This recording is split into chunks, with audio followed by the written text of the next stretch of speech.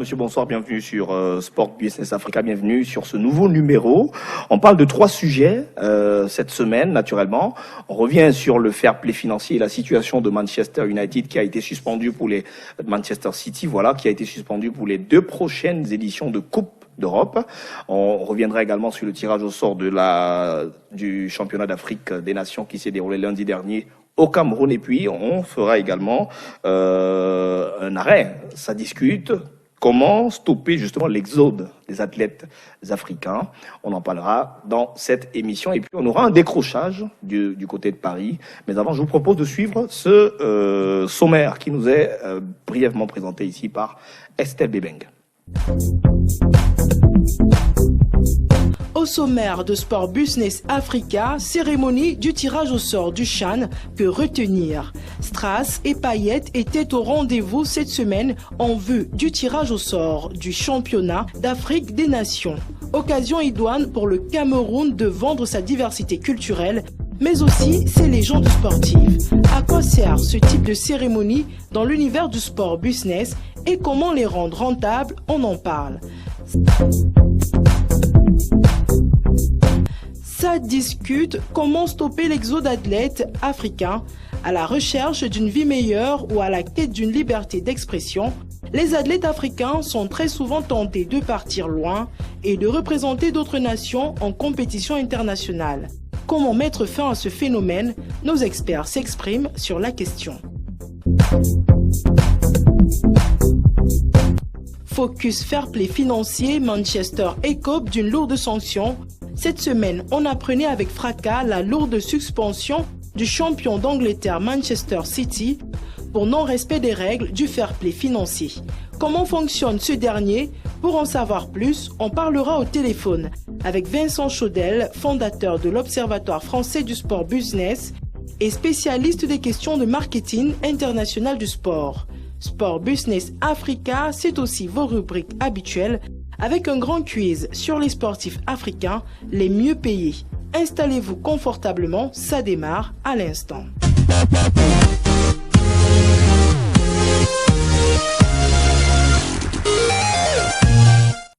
Merci beaucoup Estelle Abebeng pour ce sommaire. Je reçois 3 invités dans cette émission. D'abord à ma droite, Pierre Tatou Toukoulou. Bonsoir et merci d'être venu. Bonsoir Steve, merci de m'avoir invité. Voilà, je rappelle que vous êtes consultant en marketing du sport et CEO de Tattoo Vibes Sport and Entertainment. Naturellement, vous êtes dans de grosses discussions actuellement, peut-être un nouveau projet qui va naître dans quelques jours. Oui, en fait, j'ai été approché, on a sollicité mon expertise et ma compétence en haut lieu par rapport à un événement que le Cameroun s'apprête à accueillir. Donc, j'espère que ça va se faire. Et c'est volontiers que j'aiderai le Cameroun. Voilà. Lui, c'est la première fois qu'il arrive sur ce plateau depuis le début de cette 3e saison.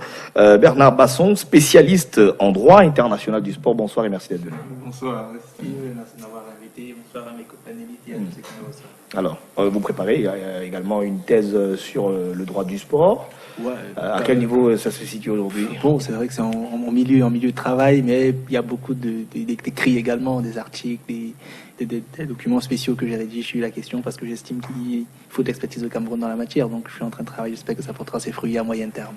Lui également est déjà un habitué de ce plateau, Yves Sequet. Il est consultant en finance et CEO du cabinet CFP. Yves Sequet, bonsoir et merci d'être là. Bonsoir Steve. Moi, je serais toujours ravi d'être là et je suis préparé, comme d'habitude. Vous avez décidé de mettre la cravate aujourd'hui? Oui, vous savez, la semaine passée, Monsieur Tatou m'a envoyé des pics. En bon Camerounais, il fallait que je réponde. Ouais.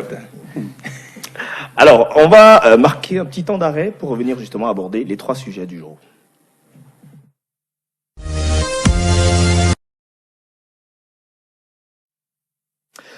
Voilà, premier sujet, c'est ce qui concerne naturellement l'actualité, la cérémonie de tirage au sort du championnat d'Afrique des Nations qui s'est déroulée lundi au Cameroun, donc à Yaoundé. Strass et Payet étaient donc au rendez-vous de cette semaine en vue donc de ce tirage au sort. Occasion idoine pour le Cameroun de vendre sa diversité culturelle, mais aussi ses légendes sportives. À quoi sert donc ce type d'événement ou de cérémonie dans l'univers du sport business et comment rendre rentable naturellement? On en parle dans cette émission. Mais avant, faisons le point avec Marina Corvina. La course à la succession du Maroc est lancée. Ce 17 février à Yaoundé, le comité exécutif de la Confédération africaine de football a procédé au tirage au sort du championnat d'Afrique des Nations 2020 en terre camerounaise. Paré de ses plus beaux atouts, le palais polyvalent des sports de Yaoundé a accueilli les sommités du football et autres autorités camerounaises. Le Cameroun, pays de sport où le football est roi, a l'honneur n'a pas tardé à présenter aux yeux du monde ses atouts culturels et bien plus les victoires camerounaises au rendez-vous africain. Une cérémonie que nous voulons illustrative de cette vision euphorique et jubilatoire du sport. Du sport au service de la paix et du développement, selon le vœu de l'Organisation des Nations Unies, qui a consacré toute une journée avec le Comité international olympique au sport au service du développement. Notre conviction est qu'il y aura toujours, heureusement, dans bien des imaginaires collectifs de l'humanité, l'idée que le sport, plus que jamais au cœur du destin de nos sociétés, est un merveilleux vecteur de communion et d'inclusion, de cordialité et de convivialité. Se déroulant à Yaoundé, Douala, Limbé, ville devant abriter les 4 poules, les 16 nations en compétition n'ont pas tardé à être fixées sur leur adversaire. Logés dans la poule A, les Lions indomptables du Cameroun héritent du groupe le plus difficile, encore appelé poule de la mort, en compagnie des Warriors du Zimbabwe, des étalons du Burkina Faso et des Aigles du Mali. Quand on voit les deux nations quand même, comme le Mali, qui est quand même souvent présente dans les phases finales de la CAN, c'est quand même un groupe assez difficile pour nous, mais bon, on va penser d'abord à nous, à notre préparation. La difficulté qu'on a, c'est que ces équipes-là, c'est des championnats locaux, on ne les connaît pas, on ne connaît pas les joueurs. Donc du coup, on part un peu dans l'inconnu. Mais bon, on va se préparer, je pense qu'on sera prêt pour cette compétition. Le tenant du titre, le Maroc, obtient un tirage favorable, partageant la poule C avec le Rwanda, l'Ouganda et le Togo. Les autres favoris que sont la Libye et la Zambie, tête de poule D et B, n'ont pas de gros morceaux à croquer. Plus que 50 jours avant le lancement de cette fête du football africain, réservée aux footballeurs amateurs au Cameroun du 4 au 25 avril prochain. Première question, Pierre Tatou. Quelle appréciation est-ce que vous faites aujourd'hui de cette cérémonie qui a été très très appréciée par l'exécutif de la Confédération africaine de football? On peut dire qu'elle était pas mal, elle était belle, même s'il y a eu des couacs, mais en somme, le Camerounais lambda, l'Africain lambda qui a regardé cette émission à la télé, par exemple, enfin, cette cérémonie à la télé, ou alors qui y a assisté, peut être satisfait de ce qu'il a vu.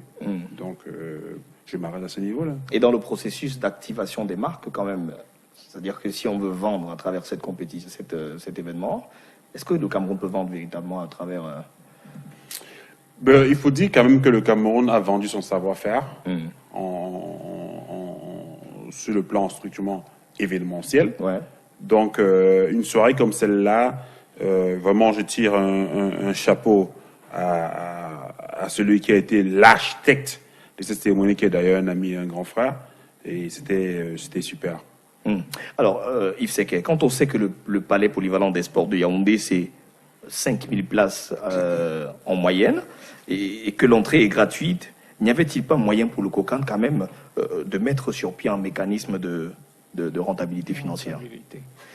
On le dit ici chaque jour, c'est clair qu'il y avait un moyen qu'on travaille une certaine rentabilité, mais j'ose croire que la stratégie sur le long terme était que la rentabilité soit peut-être sociale L'idée est peut-être d'attirer le plus de monde possible. Voilà, de monde possible. Et j'ose croire que c'est leur stratégie, mais si c'est pas le cas, effectivement, on aurait pu capitaliser sur des petites entrées à titre symbolique. Pour voir justement aussi, ça peut aussi être un stratagème, la capacité ou bien la mentalité du Camerounais à payer des places pour ce type d'événement. Donc oui, il y avait moyen de rentabilité, que ce soit financière que sociale. Bon, même si on parle de rentabilité sociale, quand même, Bernard Basson, vous qui êtes juriste, par exemple, lorsqu'on a un stade de 5000 places et qu'on produit des invitations pour plus de 10 000 personnes, et qu'on voit des gens pleins à craquer à l'intérieur, d'autres assis au-dessus d'autres personnes, c'est-à-dire que s'il y a un moindre couac dans ce cas, comment on gère ce genre de situation ? Forcément, la responsabilité de l'organisateur est engagée à tous les niveaux. Mais je voudrais quand même apporter un élément un peu contraire à ce que dit mon frère Seké, parce que moi je pense que le Palais des Sports aurait pu, pour la circonstance, avoir un moyen de financement interne et puis prévoir dans l'esplanade ou sur la cour un écran géant pour le volet social, c'est-à-dire... ce qui a été fait. Oui, mais je pense également qu'il y a des gens qui sont entrés mais qui n'ont pas payé. Ouais. Il y avait des billets gratuits, donc je pense qu'on aurait pu faire des billets payants pour l'intérieur et puis laisser l'espace externe ouvert pour le volet social communautaire, parce que le sport a également une grosse dimension sociale. Mais en somme, comme tu as tout dit, l'événement s'est très très bien passé et puis on peut être content de ce qui s'est fait, même s'il y a eu quelques éléments à corriger. Mais sauf que si on faisait des billets payants, par exemple, est-ce que le Cameroun allait être sûr de pouvoir vendre ? C'est pourquoi, à un moment donné, on fait des invitations. Parce que pour montrer aux yeux du monde, le Cameroun, le football est soutenu par les Camerounais, les stades sont pleins à craquer. Mais si derrière, il n'y a pas rentabilité, il y a problème quand même. Je pense que là, c'est un peu sous-estimer la passion des Camerounais pour la chose sportive. Je pense que lors de la CAN 2016, les stades, quand le Cameroun était presque tout le temps plein, c'est vrai qu'on dit des fois, il y avait des personnes qui avaient des billets, on ne sait pas trop comment elles les avaient, ces personnes-là, mais le stade était pratiquement plein. De voir que le Camerounais, je crois que le Cameroun jouait, pardon. Donc, moi, je pense qu'on aurait pu faire des billets sur mesure, c'est-à-dire savoir qui est invité, peut-être prévoir à l'intérieur peut-être 100, 500, 600 places offertes, le reste de places achetées, pour pouvoir quand même montrer que on est passionné et qu'on peut se mobiliser, se sacrifier pour la chose qui nous concerne. Pourquoi avoir toujours des dons pour des choses pour lesquelles nous sommes manifestement impliqués? Donc j'estime que c'est une politique qui m'a semblé avoir un problème, même si bon, chacun pourra avoir son avis sur la question. Oui, Tatou. Tatou, justement, un avis. C'est vrai que Bernard, il a très compris quand vous avez un avis sur la question. En fait, ce que Bernard a dit est fondamental et précieux et priceless, comme on dit en anglais. Quand on est arrivé à un processus où on a fait la promotion de l'événement. Parce qu'il faut dire ici là que le CHAN en lui-même n'est pas encore très bien vendu en Afrique. Et il n'est qu'à la 6e édition. Il sera très difficile que quelqu'un vienne acheter un ticket d'entrée pour assister à une cérémonie de tirage du CHAN. Contrairement à la CAN, par exemple, qui pourrait drainer des foules.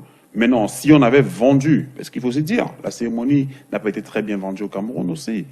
La cérémonie en elle-même s'est très bien déroulée, mais la communication d'avant la cérémonie n'a pas été ça. Donc, et si ça avait été ça, si ces ingrédients avaient été mis dans la même marmite, là, directement, j'aurais rejoint Bernard pour dire, évidemment, il fallait qu'on rentabilise à ce moment-là. J'aimerais aussi apporter un point. Je parle souvent de certains effets ici qu'il ne faudrait pas oublier, économiquement parlant.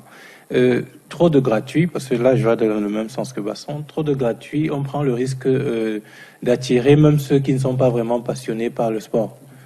Et ça crée souvent. Alors si c'était payant, on aurait eu un premier indice de mesure sur la capacité des Camerounais, comme j'ai dit tout à l'heure, à se mobiliser derrière le sport. Mais seulement il y a un piège. Le piège, c'est qu'il ne faudrait pas que devant la CAF on échoue. Oui, c'est ce que je dis.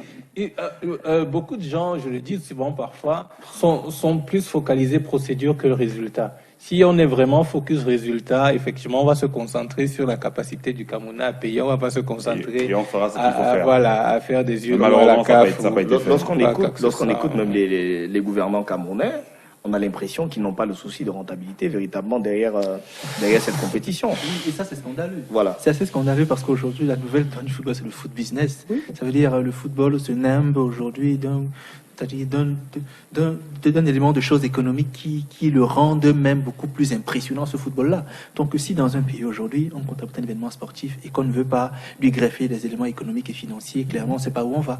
Donc je pense quand même qu'il faudrait là-dessus remettre les choses en état pour faire comprendre que non, le CHAN, c'est un marché. Et sur lequel on devrait communiquer normalement depuis de longs mois aujourd'hui. Et pour lequel on doit se faire beaucoup d'argent. Les commerçants doivent se faire de l'argent, les chauffeurs doivent se faire de l'argent, les coiffeurs, les hôtels et tout ça. Pour ça, il faut que le pays soit bien franchi. Le Cameroun, pour l'instant, est très mal vendu sur les chaînes qui arrivent. Donc, vraiment, que les gouvernants sachent clairement où mettre la tête. Parce que... Moi, j'aimerais dire effectivement que si tout ça est difficile à prendre en compte dans le sens où si l'institution en elle-même ne sait pas sur quel point elle va être évaluée, et Tatou l'a si bien dit, elle va être évaluée sur sa capacité à organiser l'événement de plutôt tout ce qui était tirage, alors que là où elle doit être évaluée, c'est dans sa capacité à rapporter de l'argent et que les choses se passent bien à l'ouverture. Donc, si déjà elle conçoit mal l'idée où on va m'évaluer ou pas, c'est clair que la performance, là où on l'attend, il y a de grandes chances qu'elle ne viendra pas. Voilà, Tatou. Il y a autre chose quand même qui a fait la polémique autour de ce CHAN, Cameroun 2020, la mascotte. Il y a quelques mois, on nous parlait d'une mascotte qui avait été retenue. Après, on rebondit en disant non, c'était quelque chose qu'on voulait proposer à la CAF et la CAF nous a proposé des orientations. On revient sur la mascotte et en plus, on nous sort Tara qui vient après, qui quand même est apprécié par défaut par les Camerounais. C'est-à-dire qu'au lieu de ce qu'on avait, mieux Tara. Parce que ça ressemble un peu plus à ce que les Camerounais méritent. Lorsqu'on regarde justement cette mascotte, est-ce que vous avez l'impression que le merchandising autour de Tara est véritablement à la hauteur de ce qui devrait l'être? En fait, pour répondre à la question, il faut que je revienne à ce que j'ai dit précédemment. C'est-à-dire, il faudrait qu'on mette sur pied un processus de vulgarisation, un processus de protection et un processus de commercialisation du produit CHAN. Ouais. Et ce qui va dire que tout ce qui sera produit ou alors élément découlant fera l'objet d'une... Tous ces éléments-là feront l'objet de convoitise. À ce moment-là, on peut vous dire que Tara, la mascotte, peut être un objet de convoitise. Mais non. Pour revenir à la question précisément, ce qui est fait en ce moment au niveau de tout ce qui est merchandising, tout ce qui est promotion de Tara, tout ce qui est... Oui, Tara a créé quand même le buzz. Il faut dire maintenant qu'on peut surfer dessus pour pouvoir mieux vendre Tara, parce que Tara a créé un buzz. Ouais. Le fait qu'on ait eu un Tara qui était, d'après les Camerounais, vachement laid, et puis après, on a un Tara qui est moins laid, qui est mieux accepté et mieux... Enfin, à défaut. Non, bon, je vais pas dire défaut, mais qui est mieux perçu, ou alors qui est accepté par des Camerounais, peut-être pas par défaut, mais bon... C'est encore je dis à défaut parce qu'avec ce qu'on a vu à la cérémonie, quand même, Tara n'était pas très applaudi, comme on se souvient avec Lily en 2016 par exemple. En fait, je parle de défaut. En fait, Tara n'est pas très applaudi. Pourquoi? Parce que il n'y a pas eu une communication qui a suivi. Vous savez, quand on a tous vécu le scandale Tara, où on vous présente une mascotte, quelques temps après, on vous dit non, c'était pas la mascotte. Il fallait, c'était juste une présentation comme ça. Mais puis après, il y a des communiqués qui sont pondus pour expliquer que non, en fait, la mascotte n'est pas ça. On va d'abord envoyer à la CAF pour validation. Et puis plus tard, on vous dit non, en fait, la CAF a décidé non, vous voyez un peu. Mais on n'a pas su gérer la communication de crise. Il faut dire les choses telles qu'elles sont. On n'a pas su gérer la communication de crise autour de Tara. Si on l'avait fait de manière efficace et efficiente, vous verrez qu'à un moment donné, quand le Tara qu'on a aujourd'hui, final, aurait apparu, les Camerounais seraient mieux préparés et auraient mieux reçu Tara. Si bien que quand Tara aurait fait son apparition, comme ça a été le cas dernièrement, à la cérémonie, les Camerounais on aurait senti beaucoup plus d'engouement, beaucoup plus de joie et tout ça, mais ça n'a pas été ça. Et c'est pourquoi je dis encore, c'est comme Bernard parlait tout à l'heure non, c'est Yves qui faisait trop de gratuit. Bernard disait qu'on pouvait rentabiliser. Et je dis oui, mais au préalable. Parce on souvent, everybody wants to get to the end, but nobody loves the process. Yes. Il y a le processus pour arriver quelque part. On a organisé un événement de tirage au sort. On a dévoilé la mascotte. On a. Mais attendez, qu'est-ce qu'on fait avant pour y arriver? C'est pour ça qu'on est obligé parfois d'inviter des gens, de partager des billets. Il faudrait que la commission locale supporte en fait les charges. Parce qu'à ce moment-là, remplir le palais des sports, je crois que c'est 5 000 places. Ouais. Alors, si on doit vendre le billet à 1 000 francs, Même 500 francs. non, attends, si on va à 1 000 francs Ouais. pour une cérémonie comme celle-là, la commission locale ou alors le gouvernement est obligé de supporter les 5 000 places fois 1 000 francs parce qu'évidemment, il n'y a pas eu un travail de communication commerciale qui a été fait. Parce qu'en marketing opérationnel, quand vous avez un événement, ça doit créer quelque chose. L'émulation, ça doit créer quelque chose. Et ça n'a pas été fait. Voilà, on espère que véritablement le monde, ou du moins l'Afrique tout entière, vivra avec le Cameroun une très très belle fête du football africain. On va marquer un temps d'arrêt pour parler dans la deuxième partie de comment stopper l'exode des athlètes africains. C'est après ce jingle.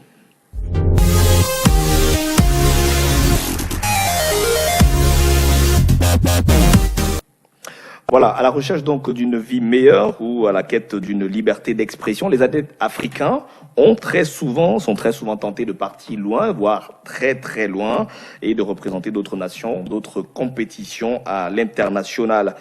Certains pays, à l'instar de l'Éthiopie, essayent tant bien que mal de mettre sur pied des mécanismes dissuasifs, comme le disent dans ce reportage nos confrères d'Africa 24 Télévision.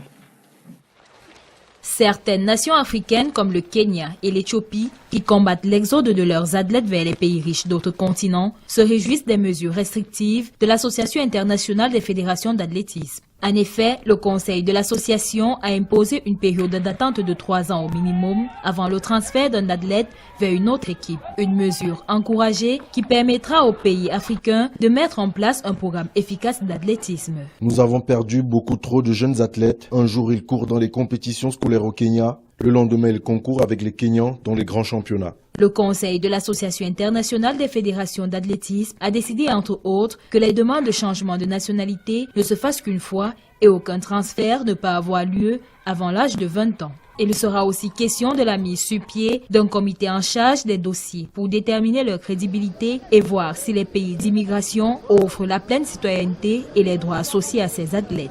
C'est une mesure qui va renforcer l'équité et l'intégrité pour la discipline, pour l'athlétisme, parce que à des moments on a commencé à avoir des expressions comme les déshonneurs, comme les antipatriotes, et ça, l'INSAF ne veut pas que sa discipline soit mêlée à de tels clichés qui vont tout simplement ternir son image. C'est assez salutaire pour les Africains. Ces dernières années, le Kenya a perdu de nombreux athlètes talentueux qui sont partis vers des pays riches en Asie, en Europe et aux États-Unis, dont ils défendent désormais les nationalités et défendent les couleurs. Voilà, quand on regarde donc ce reportage de nos confrères d'Africa 24, Yves Sequet, jusqu'à quand est-ce que l'Afrique va courir après ses talents, ou du moins va être en train d'essayer de les retenir pour qu'ils n'aillent pas vers cet Eldorado qui est l'Occident ou l'Orient par exemple? Je ne suis pas très optimiste. Le mot même pour vous dire, tellement c'est compliqué parce que c'est mettre vraiment la charrue avant les bœufs. J'ai l'habitude toujours de revenir sur ce même principe que, effectivement, je suis en train d'écrire dessus, le principe de valorisation du sportif ou de l'athlète, dans tout le cas, et de son salaire. Donc, et quand on comprend qu'effectivement, ça passe par la reconnaissance de 3 points essentiels, le potentiel, la compétence et les résultats. Donc, on sait qu'on a du potentiel, on sait qu'on a des compétences, mais on n'a même pas les moyens qu'on devrait les donner pour qu'ils puissent produire du résultat. Donc seulement pour ça, beaucoup veulent partir avant même de tomber dans la valorisation de son salaire et de tout ce qui est infrastructure pour qu'il puisse s'épanouir. Donc je suis pas vraiment, c'est compliqué. Pour moi, il faudrait déjà mettre en place justement cette procédure axée sur ce principe de valorisation. Et là, on va mieux comprendre, ou bien on verra la méthodologie pour mieux valoriser nos athlètes et nos sportifs. Oui, Bernard. Moi, je voudrais mettre en avant peut-être la notion de politique sportive. Voilà. C'est-à-dire en Afrique, parce que le footballeur, c'est un athlète. Alors, d'une manière ou d'une autre. Donc, je pense qu'en Afrique noire surtout, il y a un problème de politique sportive. à part quelques pays comme l'Afrique du Sud, les pays d'Afrique de l'Est, peut-être la Côte d'Ivoire, qui s'investissent dans autre chose que le football et le basketball, en Afrique, il y a un problème où on est focalisé sur le football, oubliant qu'il y a d'autres sports qui peuvent rapporter également gros. Alors, quand vous voyez Mo Farah courir pour la Grande-Bretagne, par exemple, c'est un problème. Quand vous voyez Mbango, champion du Cameroun, aller compétir pour la France, c'est un problème. Ça veut dire quelque part qu'il y a des choses qui ne sont pas faites. Ce que moi je peux dire sur la question, c'est quoi? C'est que il faut des mesures d'accompagnement des institutions sportives nationales pour les sportifs qui ont réussi à émerger. On les accompagne au niveau même de l'éducation. C'est-à-dire, qu'est-ce que vous avez à apporter à votre pays maintenant que vous êtes des lanternes, des lumières? Voici comment vous êtes à apporter cela à votre pays. Parce qu'aujourd'hui, ce n'est pas qu'un problème d'argent. L'argent, oui, ils vont. Mais pourquoi restent-ils? Parce qu'ils peuvent aller travailler et venir concourir pour un pays. On se comprend bien. Mais ils vont, ils gagnent l'argent, mais ils restent. Pourquoi? Ça veut dire quelque part, ici, il n'y a rien qui est fait pour les ramener même chez eux. Donc, c'est là où on doit travailler. Leur faire comprendre que voilà, vous gagnez bien, c'est vrai. Maintenant, revenez ici pour travailler avec nous. Ensemble, on construit nos pays. Mais ce n'est pas le cas. Quand un athlète émerge un peu, on l'appelle pour lui dire je veux un peu d'argent, je veux si je veux ça, et puis il reste là-bas, on reste ici, et puis on continue à avancer comme ça. Non, c'est un problème grave. Il faut donc, et tout à l'heure, je le disais en off, accompagner les athlètes dans la gestion de leur patrimoine d'abord. Mais avant, les former. C'est-à-dire, qu'est-ce qu'un athlète même? C'est pas que compétir. C'est un homme, c'est un citoyen, c'est un père, c'est un ami, c'est un frère, c'est un voisin. Donc, il faut qu'ils aient ces valeurs-là d'abord humaines. On parle d'éducation par le sport.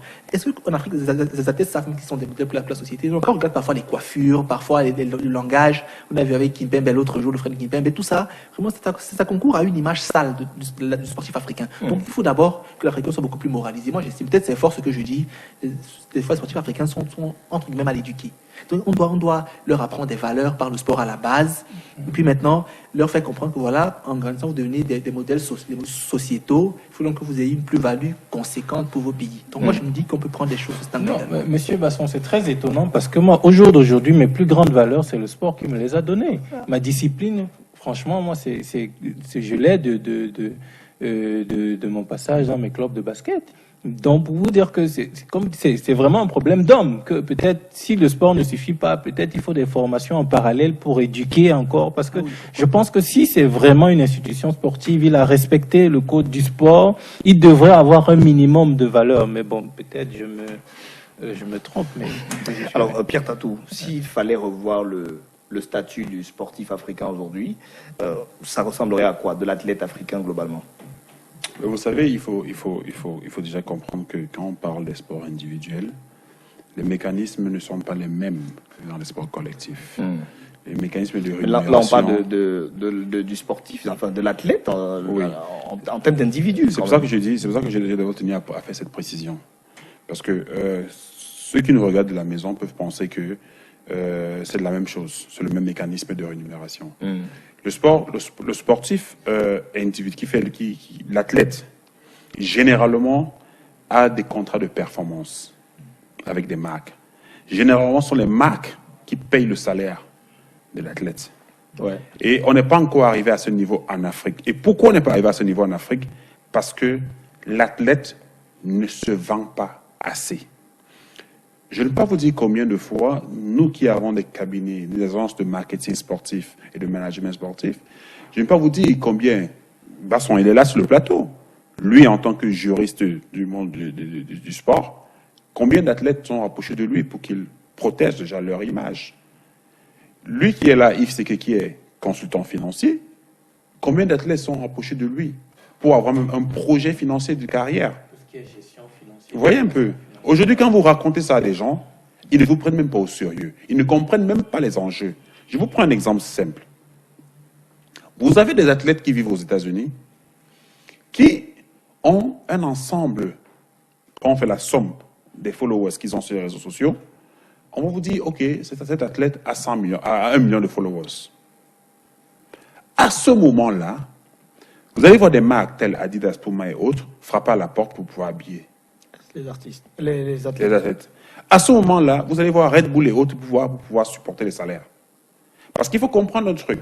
Chez nous en Afrique et dans certains pays d'Europe même aussi, un pays moderne, quand l'athlète n'est pas encore au niveau où il y a l'indice de performance et de résultats, c'est-à-dire en gagnant des grands titres, cet athlète est obligé de travailler et de se former. Moi, je connais des athlètes qui vivent en France, aux États-Unis, qui sont obligés de travailler dans la journée des métiers. C'est-à-dire que dans un restaurant, dans un McDonald's, ou dans un hôpital où tu es aide-soignante, ou je sais pas trop quoi et tout, et le soir, travailler. En espérant qu'un jour, ils peuvent décrocher un titre et du coup avoir un contrat. Le processus chez nous en Afrique doit être encadré. C'est pour ça que quand Basson parle de politique sportive, et je vais ajouter gouvernementale. Parce qu'en fait, il faudrait que le gouvernement camerounais, par exemple, ou le gouvernement africain sur le Cameroun, le gouvernement camerounais, par exemple, pour ce qui est du Cameroun, et ça peut être transplanté ailleurs, développe une politique selon laquelle un athlète qui concourt pour son établissement n'est pas payé la pension.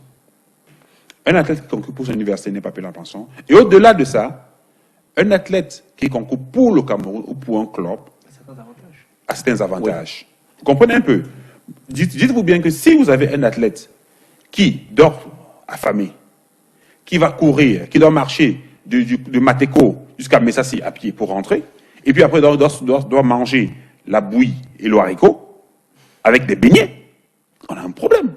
Mais si cet athlète-là avait un part-time job à la Camaraï, un part-time job à Camtel, où il peut avoir une garantie salariale de 70 000 francs, 80 000 francs le mois, et qu'il a sa petite chambre à 10 000 francs, ce mec, quand il travaille, parce que évidemment, il est employé sportif, ça veut dire que les tâches qu'on lui donne ne fatiguent pas son organisme. Ouais.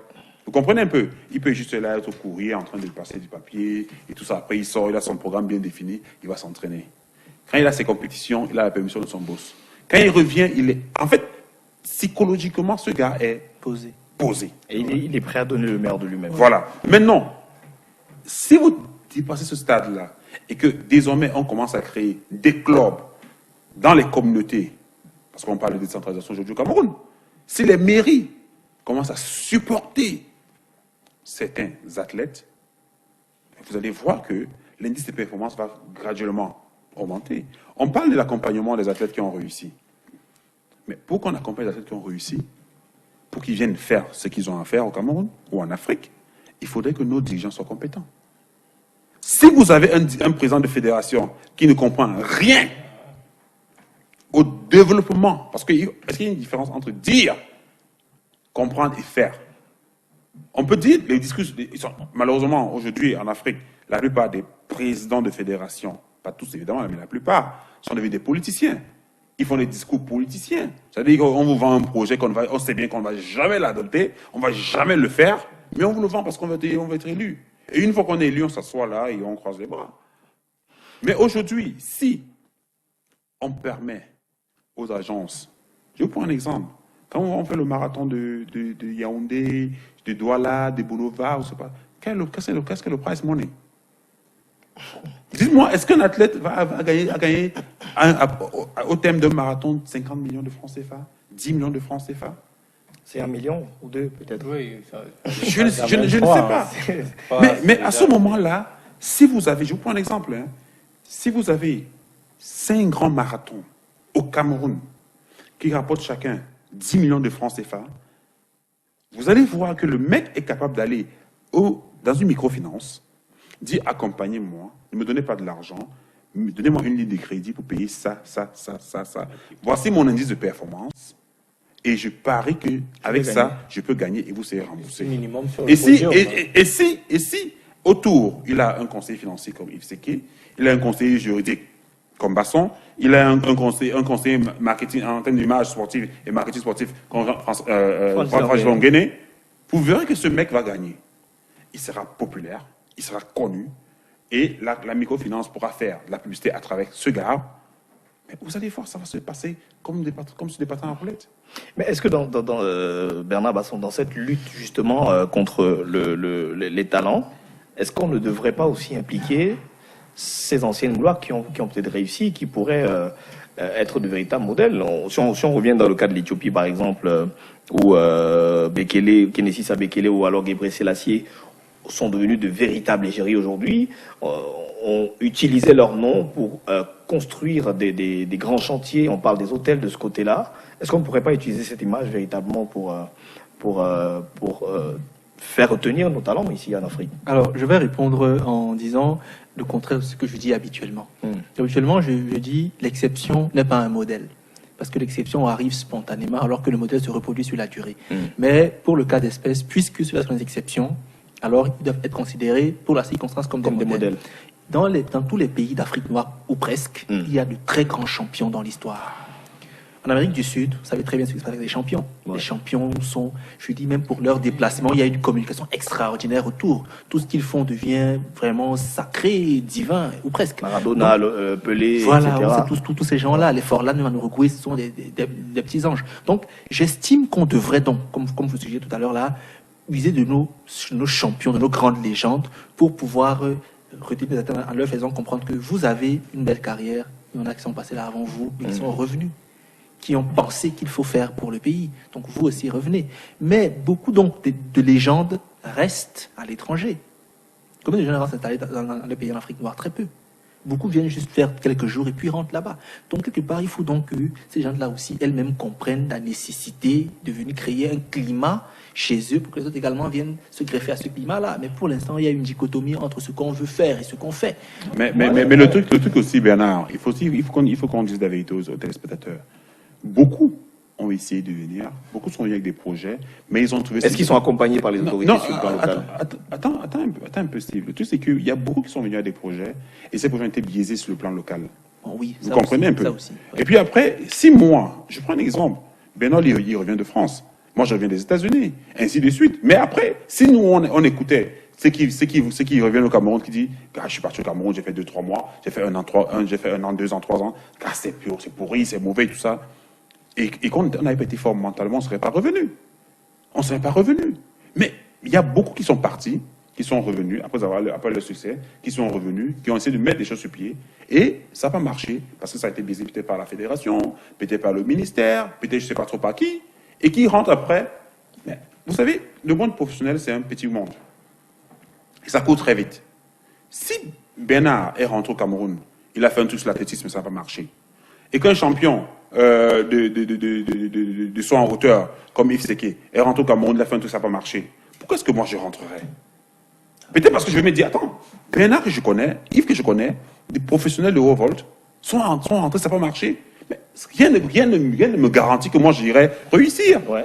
Vous voyez un peu, c'est pour ça que j'ai parlé en fait au départ des champions qui doivent revenir, mais aussi des dirigeants locaux qui doivent permettre et qui doivent accompagner. Il faudrait pas qu'on oublie un domaine que je dis toujours ici à chaque émission, Tatou. C'est la mentalité. Pour moi, il faut imposer ça un peu comme un devoir moral, parce que si vous voulez que quelqu'un vous rende quelque chose, il faut avoir investi sur lui.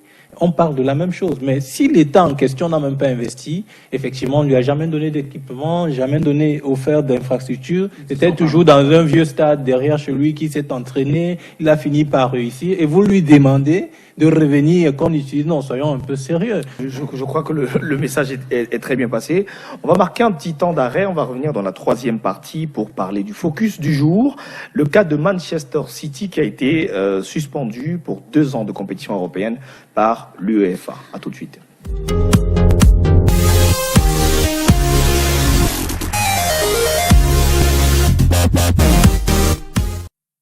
Voilà, aujourd'hui, c'est devenu très très récurrent dans les milieux du sport business. La notion de fair play financier, c'est une invention de l'UEFA visant à éviter justement une implosion du marché des transferts des footballeurs, ce qu'on voit très fréquemment désormais aujourd'hui. Cette semaine, on apprenait encore que Manchester City, le vainqueur, le dernier vainqueur de la première ligue anglaise, s'est vu suspendre de 2 années de toute participation à une compétition européenne pour non-respect des règles du fair play financier. Comment fonctionne ce dernier? On en parle dans la chronique de Monkey. Pour moi, le fair play financier, la vérité, c'est pas juste. Le principe du fair play financier, c'est d'aider les clubs, ce n'est pas de les tuer ni de les punir. En s'offrant Neymar pour 222 millions d'euros et Kylian Mbappé pour 180 millions, le PSG a-t-il enfreint les règles du fair play financier? Vaste question. Mais au fait... Le fair play financier, c'est une règle que l'UEFA, l'instance dirigeante du football européen, a instaurée en 2011. Le principe est simple. Pour pouvoir participer à une compétition européenne, un club de foot n'a pas le droit d'avoir de dette. Et pour enfoncer le clou, en 2013, nouvelle règle, un club n'a pas le droit de dépenser plus que ce qu'il gagne. Bon, il y a une petite tolérance, on est dans le foot, hein.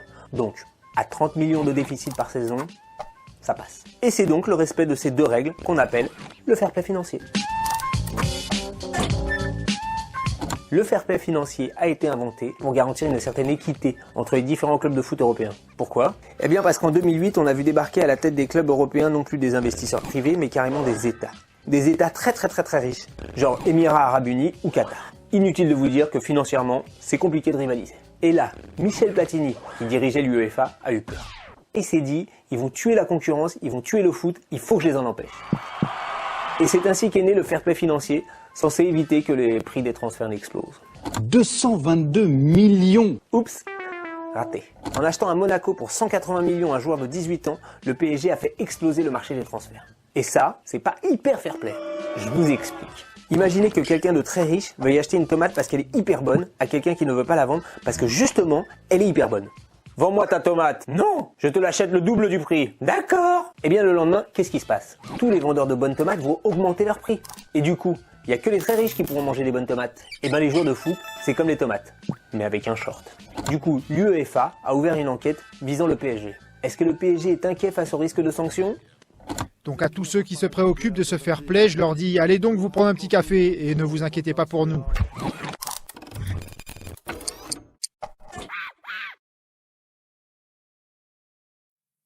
Voilà, merci à notre ami Montke pour cette précision claire sur ce qu'est réellement le fair play financier. Voilà, est-ce que globalement cette sanction de Manchester City est le début d'une nouvelle ère pour le sport business ? Si oui, comment ? Sinon, pourquoi ? Déjà, moi je dirais pas le début, mais c'est une continuité. Je voudrais d'abord souligner au passage que le fair play financier, pour moi, c'est la plus belle trouvaille de l'UEFA. Parce que c'est vrai qu'il y avait de grosses dérives financières dans le monde du football. Le business s'accommode du mouvement de transaction rectiligne, production, consommation.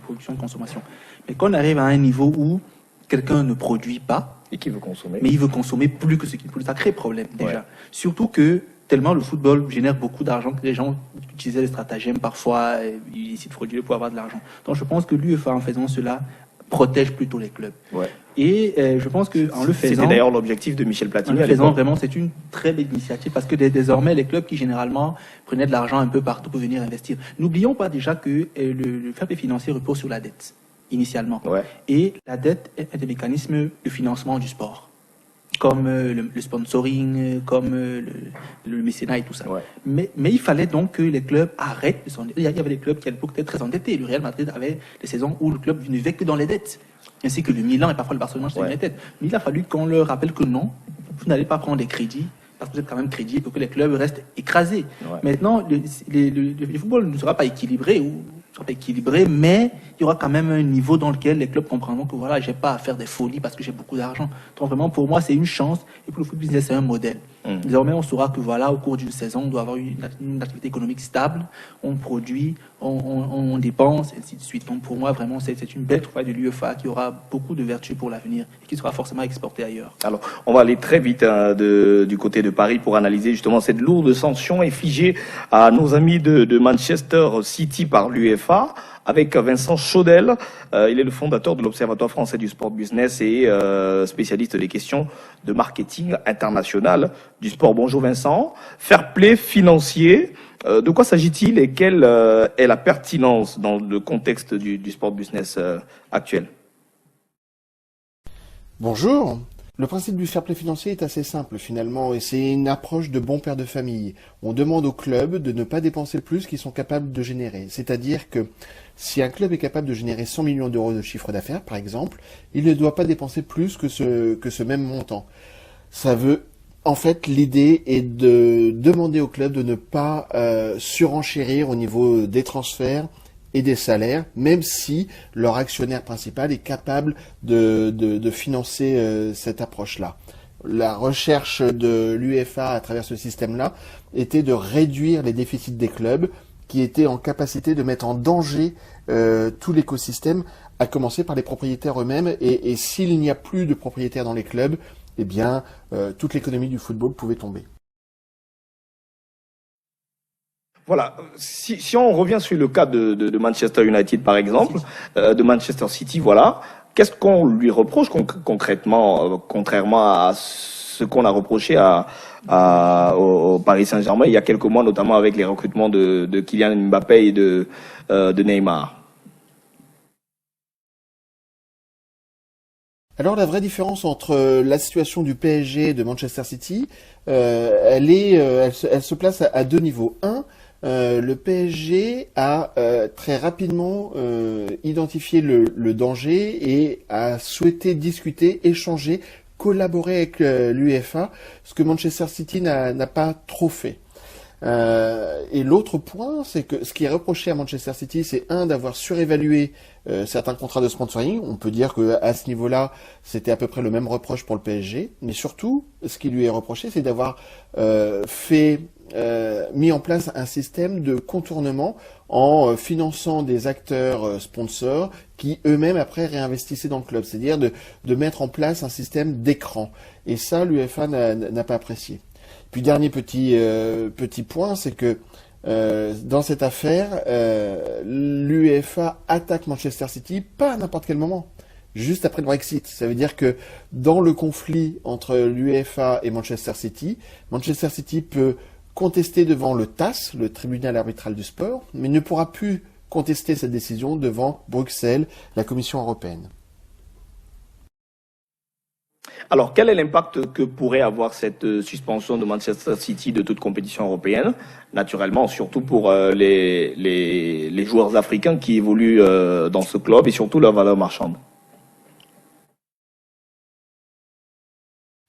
Alors, Manchester City maintenant est dans une situation assez délicate. Il lui reste finalement 4 mois pour trouver une solution à ce sujet, puisque l'UEFA a décidé de sanctionner Manchester City de 2 ans de non-participation en compétition européenne. Derrière cette décision, la Première Ligue menace le club de retrait de points, voire de relégation. Donc le premier sujet, c'est d'abord gérer son portefeuille joueur et son coach. C'est-à-dire, on est dans un club, dans un top club, avec des joueurs qui ont 5 à 10 ans de top carrière pour eux, donc ils ne peuvent pas se permettre de perdre 2 ans à jouer uniquement le championnat d'Angleterre et peut-être même le championnat d'Angleterre de 2e division.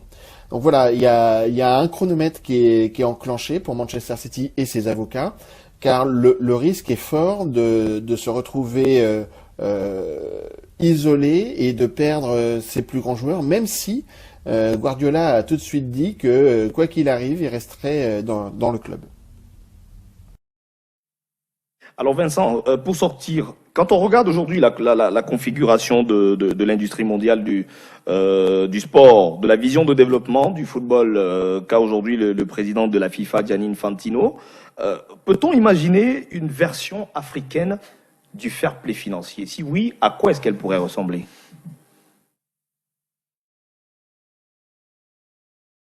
Alors, une vision fair play financier au niveau de l'Afrique, je suis pas sûr que ce soit pour tout de suite. En fait, il faut créer les conditions favorables, et aujourd'hui, s'il y a des mécènes dans le football africain qui souhaitent investir pour conserver les meilleurs talents, voire en attirer, je ne crois pas que ce soit l'intérêt de la FIFA de contrer cela aujourd'hui. Donc le fair play financier a été pensé au niveau de l'Europe à un stade de maturité où l'arrivée de certains investisseurs pouvait déséquilibrer dangereusement le système. Là, en Afrique, on a besoin d'amorcer la pompe, ce qui suppose que des médias investissent ou surinvestissent et que certains milliardaires soutiennent ce développement du football africain. Donc le fair play financier à moyen terme en Afrique, évidemment, mais pas pour tout de suite. Vincent Chaudel, écoutez, merci.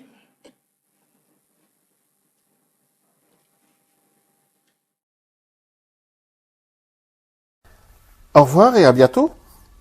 Merci. Je rappelle que Vincent Chaudel est donc le fondateur de l'Observatoire français du sport business. Il est donc spécialiste des questions du marketing international du sport. Et on va très rapidement prendre le quiz de la semaine sur les sportifs africains les mieux payés. La première question à vous trois. Le sportif africain le mieux payé au monde, c'est le Camerounais Pascal Siakam, voilà, qui arrive des Raptors. Non, c'est pas la question. Des Raptors de c'est Toronto. sûr que c'est dans sa tête. Parce que là... Voilà. Quel est désormais son salaire annuel depuis qu'il a prolongé son contrat? 31,2 millions d'euros. 31,2. Un peu plus. Moi, je suis plutôt à 38. Non, un peu moins. Non, c'est 32. Non, ça tourne autour de 32 quelque chose. Oui, c'est autour de 32,5 millions de dollars, soit 130 millions de dollars qu'il a signé sur 4 ans. En 2017-2018, je rappelle qu'il ne touchait que 1,3 million de dollars, alors qu'il était s'il vous plaît. De dollars, j'ai bien dit. Non, il faut pas dire en français. Avant que, alors qu'il était la doublure de Serge Ibaka. Et si les Raptors font de lui la superstar, je vous rassure que très peu, son salaire pourrait être multiplié par 15. Il pourrait toucher en moyenne 497 millions de dollars l'année. Voilà. Deuxième chiffre qui donne des tournis, comme on a l'habitude de dire. Oui, c'est ça que j'allais dire, pas la doublure d'Ibaka, je pense pas. Bon, oui, parce que Ibaka est venu le trouver, même on rappelle. Je dis en 2017-2018, il était la doublure de... Parce que quand Siakam va à Toronto, Toronto vient juste de prendre... Voilà, et il n'y a pas Ibaka. Voilà, et donc Siakam va étant la doublure de Biombo. Voilà, dans le top 10 des footballeurs africains les mieux payés, figure à la 10e place un Nigérian, libre de tout contrat depuis quelques mois. De qui s'agit-il?